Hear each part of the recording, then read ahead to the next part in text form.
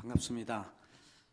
봄이 올듯올듯 하면서도 아침 저녁으로 찬 기운이 느껴집니다. 옆에 분 우리 눈을 보시면서 오늘은 이렇게 인사를 나누시면 좋겠습니다. 당신에게 봄이 느껴집니다. 당신에게 봄이 느껴집니다.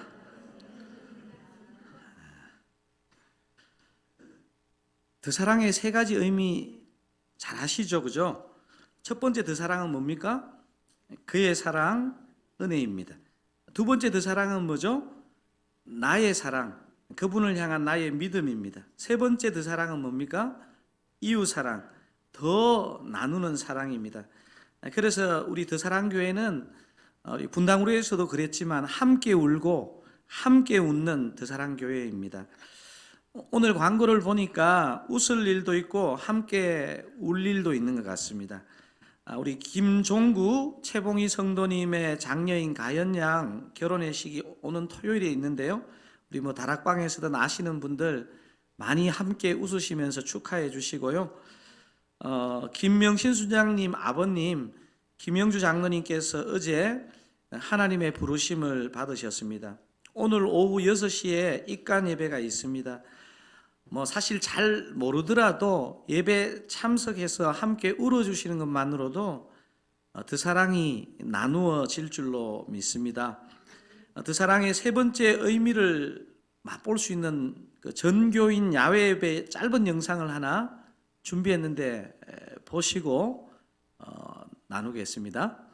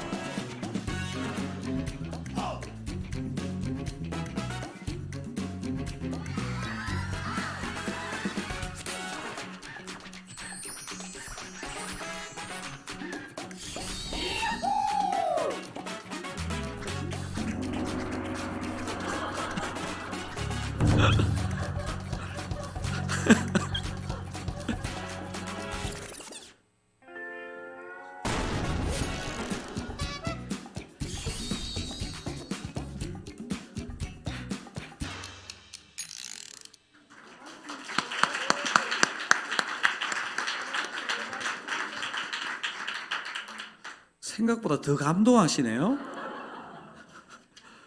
가시고 싶으시죠? 주로 이렇게 가시고 싶은 분들 앞에 빼만. 사실 제가 이렇게 이 광고 영상, 홍보 영상 보면서 짧은 영상이지만 참 저는 많은 생각을 했습니다. 우리 성도님들 사실 분당 우리 교회에서 드사랑교회를 개척하실 때 따라오실 때 이렇게 작은 교회의 정을 아마 너무 느끼고 싶으셔서 이곳에 오셨을 텐데 제가 어느 날 이렇게 관찰을 해보니까 너무 분당 우리 교회하고 비슷해져 있어가지고 대형 교회도 아닌데 예배 끝나면 그냥 바로 그냥 이렇게 주차를 빼실 필요도 없는데 너무 빨리 그냥 숙집에 가시더라고요. 여러분 이 건물 1층에 친교실이 있는 거 아시죠? 뭐죠? 깐부치킨이 있습니다. 지금 여러분 가운데 깐부치킨이 친교실이라고 이런 분들은 회개하셔야 됩니다. 이 깐부치킨에 우리 관리부에서 막 매주 차와 커피와 이렇게 다과를 준비하는데요. 여러분 예배 끝나시고 바로 집으로 쑥 가지 마시고 오늘부터 깐부치킨에 한번 들러보시면 좋은 일이 생기실 것입니다. 혹시 압니까? 자꾸 이게 활성화돼가 이 공간이 너무 좁다. 그래가 막 밥차가 오고 막 갑자기 깊어지지 않습니까? 그렇게 우리가 작은 교회에서 누릴 수 있는 그런 정을 느끼시면 좋겠습니다. 하여튼 그래서 저희들이 전교인 야외 예배를 준비했습니다. 준비팀에서 지금 얼마나 준비 열심히 하고 계신지요. 제가 설교 준비하는데도 계속 준비 카톡이 계속 올라옵니다. 제가 너무 감동을 받고 있습니다. 그래서 오늘 이 영상도 나왔던 거고요. 여러분 하여튼 이 시간을 통해서 내가 드사랑교회 성도구나 하는 것을 느끼시면 좋겠고요. 다락방 순장님들, 순원들에게 다락방 하실 때 이번 전교인 야외 예배 가실 수 있는 분 이렇게 믿음 없게 질문하시면 안 되고 대체 우리 성도님들의 수준을 어떻게 하시는 거예요? 질문을 좀 바꿔보세요. 전교인 야외 예배 데려오시는 가족이나 지인 숫자를 알려주세요. 이렇게 믿음을 가지고 꼭 물으시기 바랍니다. 우리는 드사랑 아닙니까? 제가 한마디만 더 하고 광고를 마치려고 하는데요. 제가 분당 우리 교회 10년 동안 사역할 때 분당 우리 교회를 잘 적응하는 사람의 공통점을 제가 하나 발견했습니다. 뭔 줄 아세요? 좋은 설교, 좋은 시설, 좋은 시스템 때문일까요? 아닙니다. 제가 보니까요, 내 교회라고 빨리 생각하는 사람들은요, 그 큰 교회라도 빨리 적응하는 것을 제가 목격했습니다. 사랑하는 드사랑교회 성도님 여러분, 이번 전교인 야외 예배 때 이런 은혜를 풍성하게 누리시기를 바랍니다. 라고 이 연사 힘차게 외칩니다. 보통 교양이 있으신 분들은 이러면 박수도 좀 치고 하시는데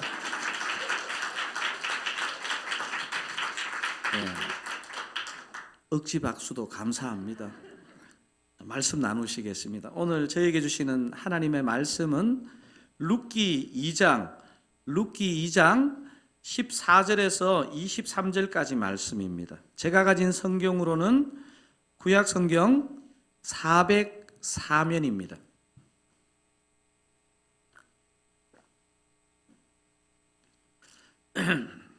죄송합니다. 룻기 2장 다 찾으시면 제가 14절 여러분이 15절 그렇게 교독하시겠습니다. 식사할 때 보아스가 룻에게 이르되 이리로 와서 떡을 먹으며 내 떡 조각을 초에 찍으라 하므로 룻이 곡식 빼는 자 곁에 앉으니 그가 볶은 곡식을 주매 룻이 배불리 먹고 남았더라. 룻이 이삭을 주우러 일어날 때에 보아스가 자기 소년들에게 명령하여 이르되 그에게 곡식 단 사이에서 죽게 하고 책망하지 말며 또 그를 위하여 곡식 다발에서 조금씩 뽑아버려서 그에게 죽게 하고 꾸짖지 말라 하니라. 룻이 밭에서 저녁까지 죽고 그 주운 것을 떠니 보리가 한 에바쯤 되는지라. 그것을 가지고 성읍에 들어가서 시어머니에게 그 주운 것을 보이고 그가 배불리 먹고 남긴 것을 내어 시어머니에게 드리매 시어머니가 그에게 이르되 오늘 어디서 주었느냐 어디서 일을 하였느냐 너를 돌본 자에게 복이 있기를 원하노라 하니 룻이 누구에게서 일했는지를 시어머니에게 알게 하여 이르되 오늘 일하게 한 사람의 이름은 보아스니이다 하는지라. 나오미가 자기 며느리에게 이르되 그가 여호와로부터 복받기를 원하노라. 그가 살아 있는 자와 죽은 자에게 은혜 베풀기를 그치지 아니하도다 하고 나오미가 또 그에게 이르되 그 사람은 우리와 가까우니 우리 기업을 물을 자 중에 하나이니라 하니라. 모압 여인 룻이 이르되 그가 내게 또 이르기를 내 추수를 다 마치기까지 너는 내 소년들에게 가까이 있으라 하더이다 하니 나오미가 며느리 룻에게 이르되 내 딸아 너는 그의 소녀들과 함께 나가고 다른 밭에서 사람을 만나지 아니하는 것이 좋으니라 하는지라. 이에 룻이 보아스의 소녀들에게 가까이 있어서 보리 추수와 밀 추수를 마치기까지 이삭을 주우며 그의 시어머니와 함께 거주하니라. 아멘. 혹시 혈액형이 뭐예요? 이렇게 묻는 사람에게 금방 대답 안 하면 이렇게 대묻습니다. A형이죠. 깜짝 놀라서 내 혈액형 어떻게 아세요? 이러면 소심하게 대답 안 하는 거 보니까 A형이네요. 이렇게 말하곤 합니다. 그리고 이런 막 너스레를 떨면서 이렇게 편안하게 질문하는 자신은 성격이 좋아서 O형이다. 뭐 이렇게 얘기합니다. 이런 대화가 좀 일리가 있을까요? 제가 심리학을 공부해 보니까 혈액형과 성격은 사실 연관관계를 찾기가 어렵습니다. 그럼 신앙과 기질은 상관관계가 있을까요? 어떤 분들은 간혹 이렇게 말합니다. 자기는 원래 매우 내성적인 성격이었는데 신앙 때문에 외향적인 성격으로 바뀌었다. 이렇게 사실 근거가 없어 보입니다. 크리스찬 심리학자들은 신앙 때문에 원기질이 바뀐다 이렇게 보통 보지 않는 것 같습니다. 단지 신앙이 자라면서 기질에서 밝고 긍정적인 부분이 개발되고 어둡고 부정적인 부분이 줄었다 이렇게 보는 것이 맞지 기질 자체가 바뀐다.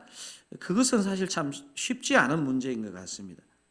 기질이 다양한 것처럼 신앙 혹은 요즘 많이 쓰는 표현으로 영성도 다양한 것 같습니다. 여러분 어떤 영성이 좋은 영성일까요? 저는 오늘 본문을 통해서 여러분과 함께 좋은 영성이 뭔지를 한번 생각해 보려고 합니다.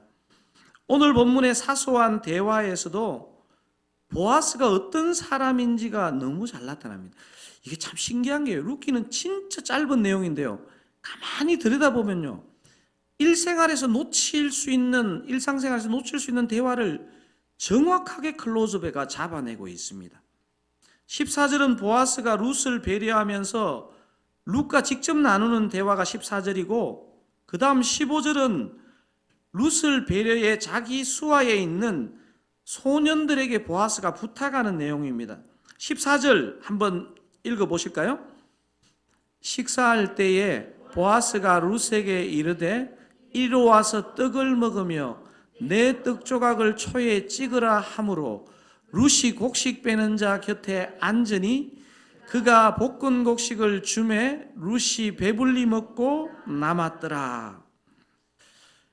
우리가 이렇게 빵을 먹을 때 이렇게 소스 같은데 비니글 같은데 이렇게 초에다가 찍어 먹는데요. 떡을 그냥 먹게 하지 않고 식초에 찍어 먹으라는 이 보아스의 권유 속에요. 저는 사실 이 짧은 부분의 대화인데 이 보아스의 섬세함과 따뜻함이 이 부분 속에 참 강하게 느껴집니다. 여러분 사람이 먹을 때 소외되면 마음 상합니다. 그래서 이런 말도 있잖아요. 음식 끝에 마음 상한다고. 반대로 먹을 것 챙겨준 사람은요 오랜 시간이 지나도 기억이 납니다. 대학교 1학년 때 저에게 닭 바베큐를 사주셨던 그 형님이 전 지금도 생각이 나요. 동서고금을 막론하고요 먹을 때 사람 소외시키면요 참 서럽습니다. 15절 16절은 어떻습니까? 한번 읽어보겠습니다. 룻이 이삭을 주우러 일어날 때에 보아스가 자기 소년들에게 명령하여 이르되 그에게 곡식 단 사이에서 죽게 하고 책망하지 말며 또 그를 위하여 곡식 다발에서 조금씩 뽑아버려서 그에게 죽게 하고 꾸짖지 말라 하니라.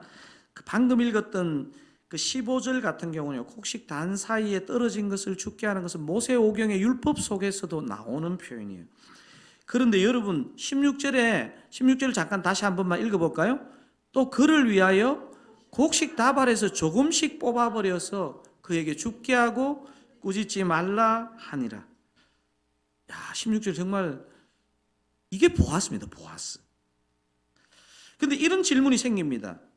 아예 소년들이 곡식을 단체로 거두어서 그렇게 주면 되지 왜 다발에서 뽑아버리도록 그렇게 할까요? 이것도 있잖아요. 생각해 보면요. 보아스가 룻의 자존심을 건드리지 않으면서 자신이 그렇게 충분히 주울 수 있도록 하는 배려의 마음입니다. 여러분 사실 가만히 이런 내용을 보면요. 우리가 누군가를 배려한다는 게 진짜 별로 어려운 게 아니고요. 말 한마디, 한 번의 배려 이것이면요. 사람이 감동하는데 이제 그렇게 생활을 하기가 어려운 거죠. 보아스의 이 사려 깊은 배려로 자존심이 상처나기 쉬운 룻이 얼마나 많은 하나님의 위로를 얻었겠습니까? 제가 이 말씀을 묵상하면서 내가 가족들을 향한 말 한마디, 누군가를 향한 이번 주에 말 한마디는 어땠는가를 돌아보게 되더라고요. 여러분 우리가 할 수만 있으면요 좀 우리가 의식할 수만 있다면 상대방의 자존심을 세워주는 언어, 그런 배려를 하시기를 주님의 이름으로 축원드립니다. 사랑하는 드사랑 가족 여러분, 오늘 본문이 룻기 전체에서 얼마나 중요한 부분인지 혹시 아십니까? 얼마나 중요할까요? 별로 안 중요합니다. 여러분 굉장히 황당한 표정이신데 별로 안 중요합니다. 오늘 본문은요, 이 드라마로 말하면요, 약간 그냥 묻혀서 가는 부분입니다. 읽어봐도요, 뭐 특별한 사건이 일어나는 것은 아닙니다. 하지만요, 이 안에요, 굉장히 중요한 부분이 깔려 있다는 걸 느끼게 됩니다. 17절부터는 가난한 두 과부인 시어머니와 며느리가 참 얼마나 참 불쌍한 두 여인입니까? 평범하다 못해 안쓰러운 대화를 나누는 부분인데요, 이 속에 굉장히 보석이 들어있는 거죠. 이 일상적 대화에 우리가 평생 어떻게 보면 연습하고 배워야 될 두 영성이요, 오늘 이 안쓰러운 두 여인의 대화 속에 있다는 것을 우리가 발견할 필요가 있습니다. 여러분 2장 17절 한번 읽어보겠습니다. 룻이 밭에서 저녁까지 줍고 그 주운 것을 뜨니 보리가 한 에바쯤 되는지라. 자, 방금 읽은 17절은 룻의 일상을 묘사하고 있는데요, 룻이 어떤 사람인지, 좀 우리 오늘 표현으로 거창하게 말하면 어떤 영성을 가진 여인인지를 발견하게 되는데요. 자, 룻의 영성의 특징 첫 번째는 뭐냐면 뭡니까? 일에 최선을 다하는 자세입니다. 일에 성실입니다. 뭐라고요? 일에 성실. 여러분, 은혜 받았을 때 진짜 중요한 부분이 뭐냐면요, 일상의 일에 성실해지는 것입니다. 제가 볼 때 있잖아요, 지금 미국의 에스베리 대부흥도 지금 일어나고 있는데, 진짜 부흥의 결과는 뭐냐면요, 사람이 자신의 일상에 성실해진다는 것입니다. 2장 17절에 나오는 룻의 성실함을 보여주는 표현이 있는데요, 저녁까지 줍고, 여러분 보통 오후까지 줍거든요. 저녁에는 안 보이니까 저녁까지 줍고, 보리가 얼마? 한 에바쯤 이렇게 표현되어 있습니다. 여러분 에바라는 단어는 익숙하지 않죠? 한국식 단어, 저도 사실은 한 에바가 어느 정도 양인지 몰라가 제가 이렇게 찾아보니까 한국식 단위로 하면 12대, 리터로 하면 22리터. 놀라주셔서 감사합니다. 좀 이렇게 놀라셔야 되는데, 짜증나. 이 정도밖에 못 주었어? 좀 놀라주세요. 저는 사실 이거 보면서 있잖아요, 야, 이게 진짜 말이 돼? 한 여인이 하루 종일 22리터를 그 작은 그 곡식을 주었다. 너무 놀랐거든요.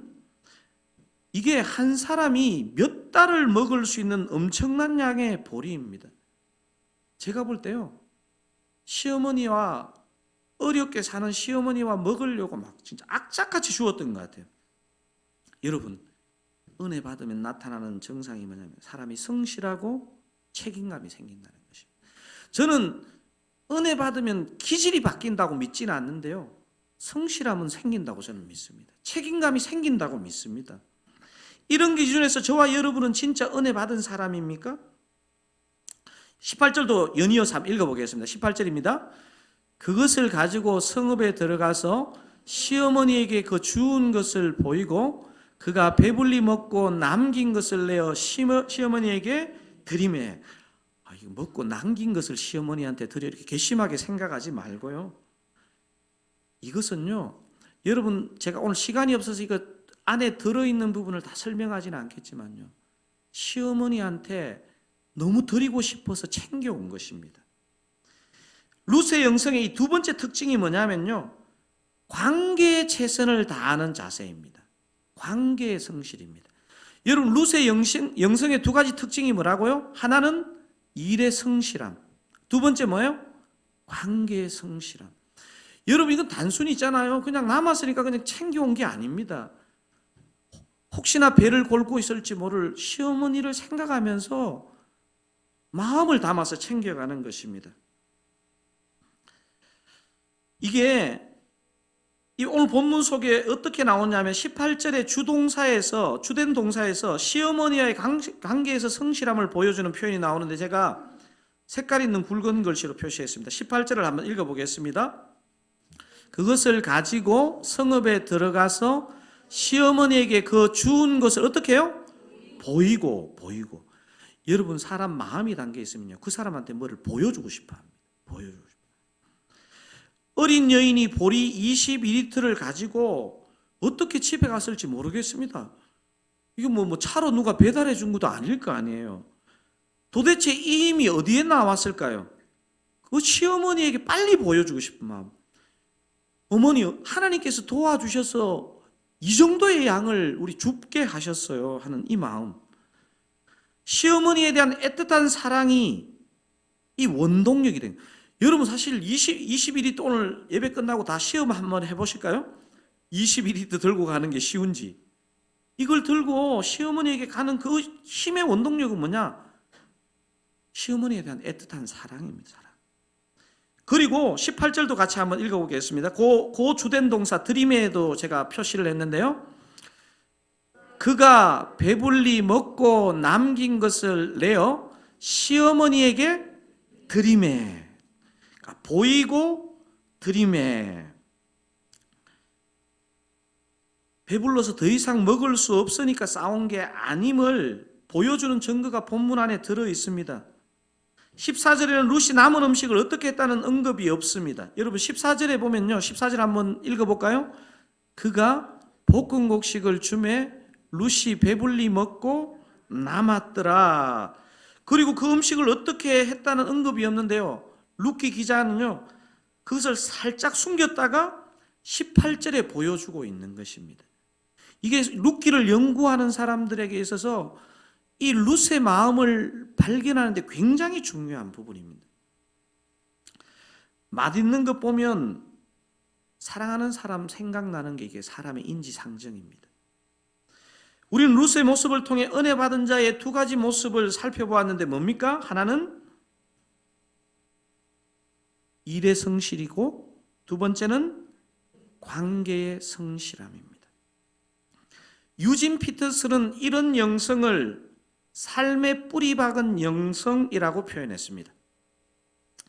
저는 룻의 이런 영성, 유진 피터슨이 말한 삶의 뿌리 박은 영성, 이것을 시장 영성이라고 표현하고 싶습니다. 무슨 영성요?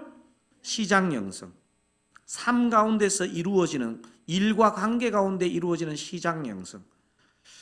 저는요, 저 같은 목사들이 한국교회에 잘못한 것 중에 하나가 뭐냐면요, 은혜 받으면 자꾸 교회 안으로, 신앙 안으로 숨도록 만든 것이 저는 굉장한 오류라고 생각되어집니다. 여러분, 우리가 자꾸 은혜 받는 것을요, 말씀 많이 읽고 기도 많이 하고 예배 많이 들으는 것으로 한정하여 생각하시면 안 됩니다. 룻은요, 이렇게 고된 삶의 현장에서 도망가지 않고 그 고달픈 삶의 현장에서 충실했던 시장 영성을 가진 사람이었습니다. 저와 여러분에게는 이런 시장 영성이 있습니까? 목사인 제게는 시장 영성이 뭘까요? 제가 여러분도 오늘 이 주일 예배를 서기 위해서 한 주간 열심히 말씀을 묵상하고 씨름하는 것도 중요하지만요, 여러분 할 수만 있으면 여러분 삶의 현장으로 들어가서 여러분의 눈물, 여러분의 한숨을 제가 느끼는 것이 시장 영성입니다. 여러분에게 시장 영성은 뭐죠? 여러분에게 주어진 삶의 현장을 잘 지키는 것, 여러분에게 허락해 주신 가정과 일터를 잘 지키는 것이 여러분의 시장 영성입니다. 룻은 은혜가 되지만 오늘 본문에서 정말 은혜가 되고 도전이 되는 한 사람이 있습니다. 누구일까요? 나오미입니다. 나오미. 여러분, 저와 여러분이 이미 1장에서 확인했지 않습니까? 모압을 떠날 때 모압을 잘 떠나지도 못하고, 모압을 떠났지만 베들레헴으로 돌아올 때 그 나오미의 참 그 애매한 그 상태 아시지 않습니까? 모압을 떠날 때 나오미는요, 몸은 베들레헴으로 돌아가지만 그 내면은요, 아직 모압에 머물러 있는 듯한 느낌을 가지게 됩니다. 오늘 본문이 보여주는 나오미의 영성은 어떤 영성일까요? 아까 루스의 영성을 뭐라고 표현했습니까? 사랑합니다. 루스의 영성이 뭐죠? 여러분들 가만히 보면 굉장히 놀라운 사실이 있어요. 분명히 은혜를 받는 것 같은데 질문을 하면 마음으로 은혜를 받는 것 같아요. 루스의 영성이 뭐라고요? 시장 영성. 시장 영성. 그러니까 지금 막 보니까 앞에 막 외우려고 시장 영성, 시장 영성. 좀 외우세요. 루스의 영성이 시장 영성이라면 나오미의 영성은요, 수도원 영성. 뭐라고요? 수도원 영성, 이렇게 표현하고 싶습니다. 자, 룻기 2장 2절은 이렇게 기록하고 있습니다. 2장 2절 한번 읽어보겠습니다. 모압 여인 룻이 나오미에게 이르되 원하건대 내가 밭으로 가서 내가 누구에게 은혜를 입으면 그를 따라서 이삭을 주겠나이다 하니 나오미가 그에게 이르되 내 따라 갈지어다 하매. 저는 혼자 그런 상상을 해봅니다. 룻기 2장 2절에서요, 나오미에게 이 룻의 며느리 룻의 이 고백을 통해서, 이 청을 통해서 굉장히 나오미 마음에 저는 파장이 일어난 것 같아요. 본문이 그걸 해설하고 있지는 않지만요, 이 본문의 흐름을 보면 그런 것 같아요. 나오미는 무슨 이유인지는 모르겠지만 며느리 룻과 함께 밭에 나가서 이삭 죽기를 하지는 않았습니다. 허리 디스크가 있었는지, 관절염이 찾아왔는지, 아니면 오랜 지병이 있었는지, 아니면 동네 사람하고 마주치기 싫은지 잘 모르겠습니다. 일도 안 하고 집에서 만약에 걱정만 하고 있으면요, 나오미는 모압을 떠날 때보다 더 심각한 우울증에 걸렸을지도 모릅니다. 나오미는 룻처럼 밭에 나가는 대신에 집에서 룻을 염려하며 기도한 것이 분명합니다. 목사님, 그걸 어떻게 알아요? 저는 알아요. 그냥 알아요. 그냥 돌아온 룻을 대하는 나오미의 그 대사를 보면요, 이 여인이 집에서 기도했다는 걸 제가 발견하게 됩니다. 19절 함께 읽어보시겠습니다. 19절 어떻게 돌아온 며느리에게 어떻게 말하는지.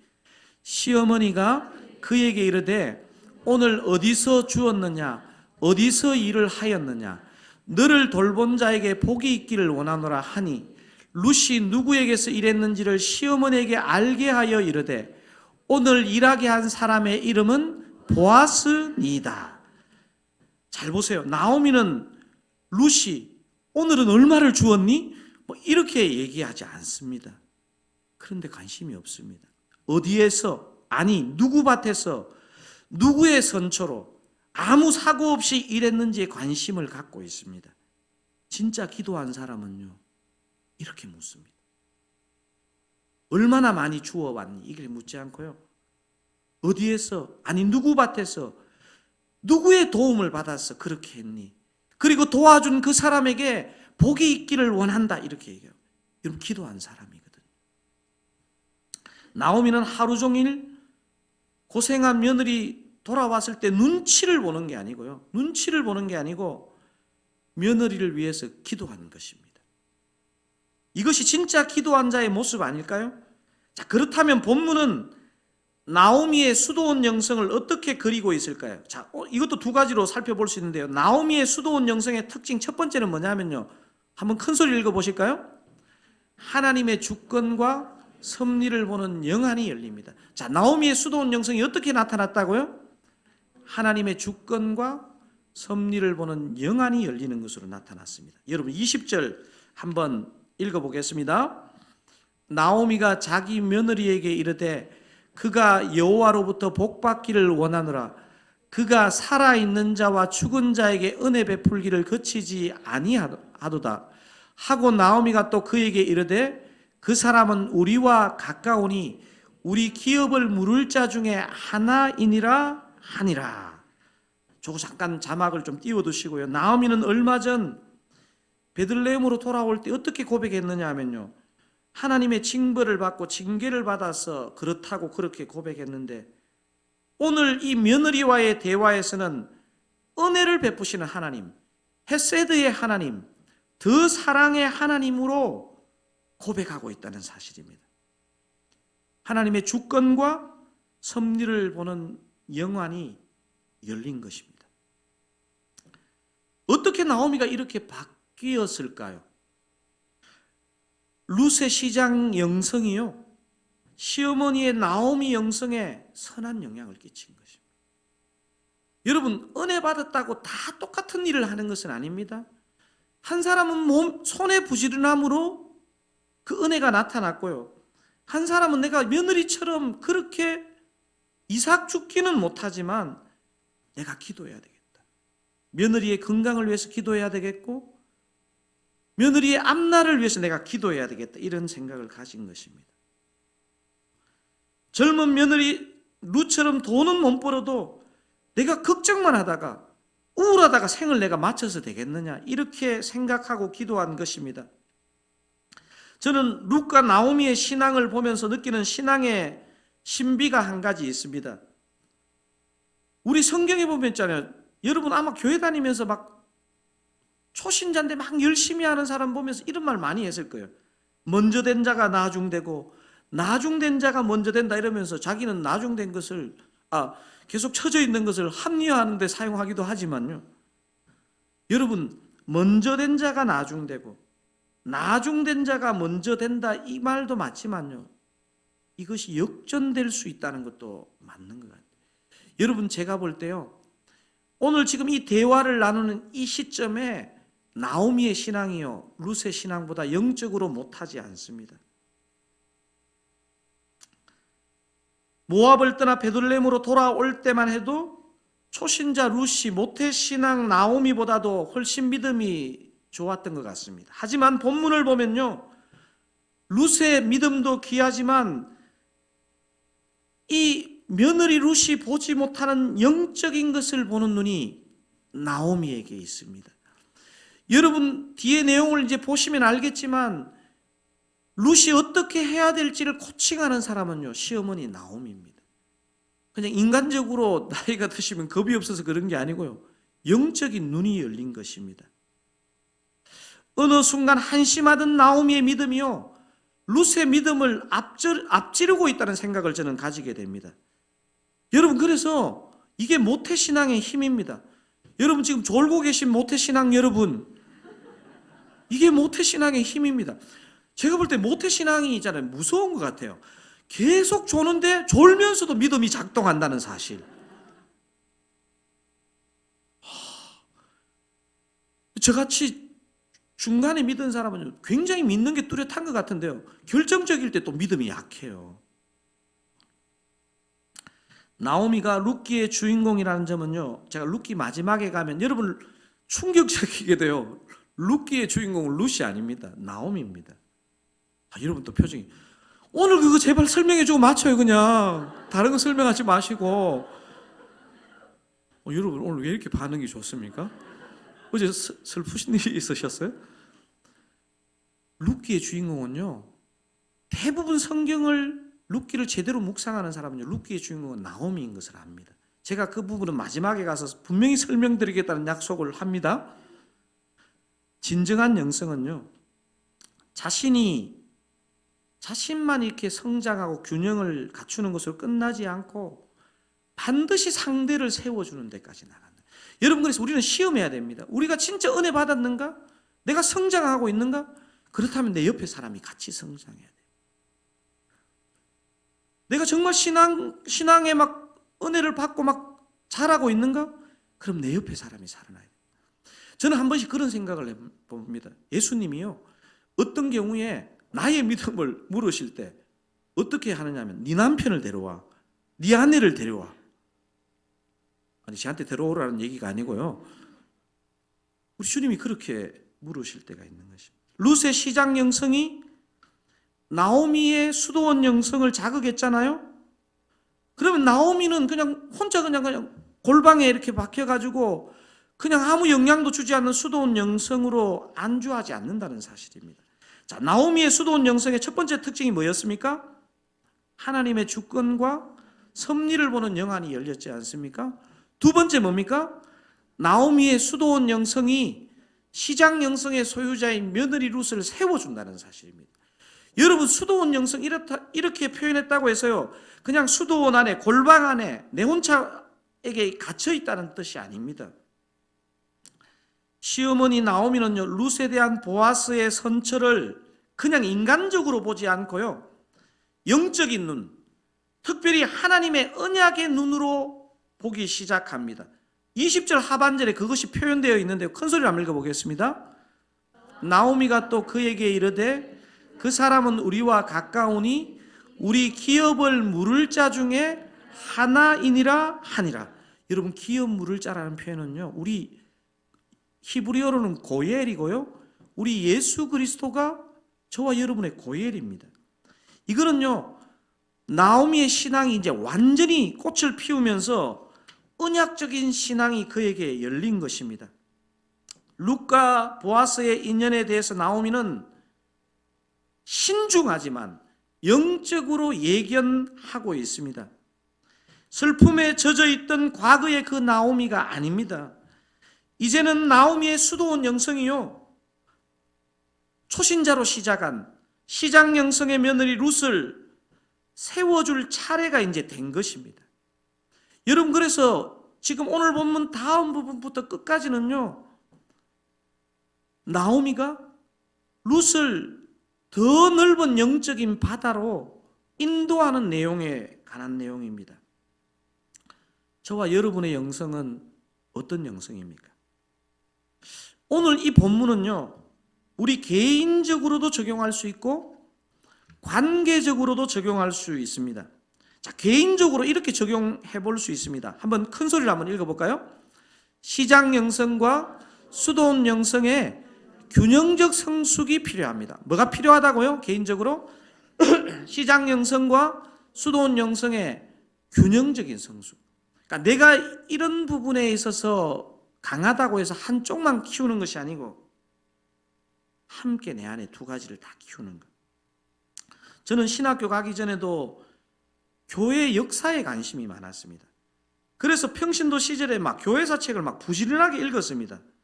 성도가 자꾸 이런 책 읽으시면 신학교 가게 되니까 여러분 읽지 마세요. 교회의 2000년 역사는 이 두 극단의 진자 운동이라는 것을 제가 교회사를 통해서 보았습니다. 여러분 한번 보세요. 초대교회가 극심한 핍박을 당하며 소수의 종교가 되어 있다가 313년에 기독교가 로마 제국의 국교가 되니까 도시 곳곳에 막 교회와 성당이 세워지지 않습니까? 부패하더라고요. 너무 불균형하게 시장 영성만 추구한 결과입니다.